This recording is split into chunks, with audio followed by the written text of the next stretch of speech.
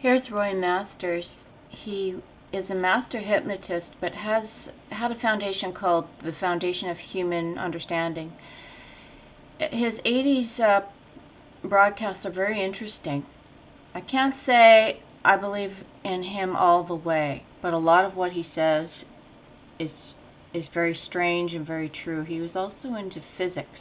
He wrote a book all about physics, and he understood gravity. But anyways, I found out about him from the documentary called The Satanic Panic, which we all, as teenagers in the 80s, we understood was real. And then they took away all of the news about satanic ritual abuse. That Satanic Panic documentary had him doing exorcisms. Anyway, he passed away recently, but one thing he said about, he talks about human nature in different terms, but he says something about the God makers.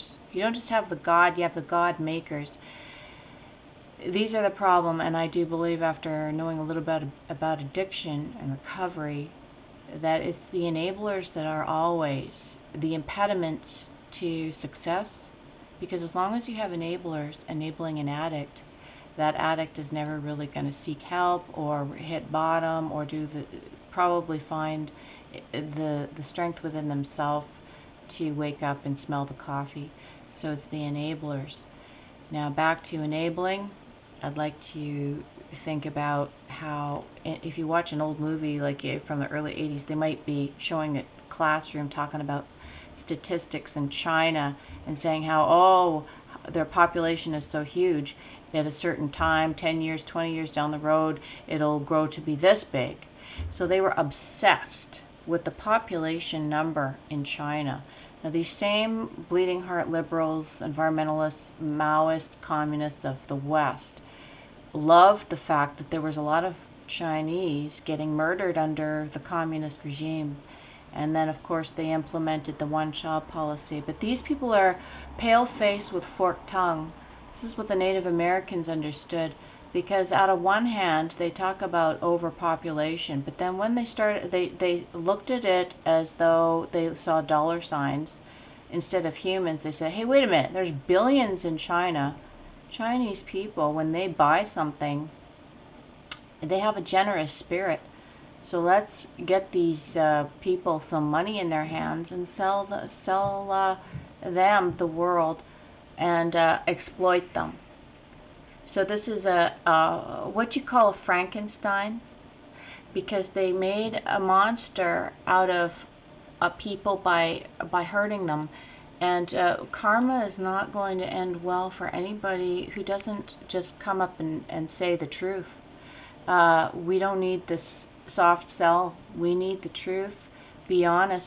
And maybe if everybody understands, hey, okay, the world's going to split in half, dinosaurs are going to come back, and China needs a home, then maybe everybody would just accept it, and we would all know how to deal with it, like the anthill that they think of us, that the elites think we are. But instead, they're lying every step of the way.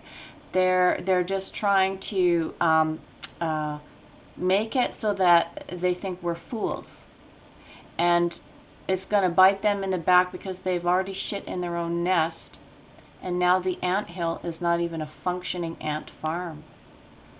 So only truth is going to set us free.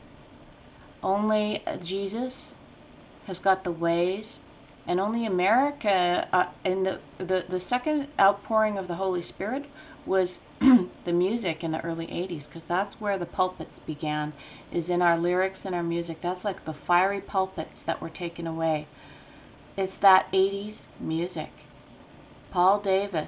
Think about all the people that have died. I'm going to rattle off just half a dozen. Freddie Prinze, Paul Davis, Sam Kinison, Leonard Skinner, even Bourdain. All these people speaking truth. That's just off the very tip of my tongue. If I thought about it, there are so many that have died just in this one generation to get rid of the salt of the earth. So I recommend that well, I'm not going to recommend anything, because I believe it's too late. Judgment is here, and Uh,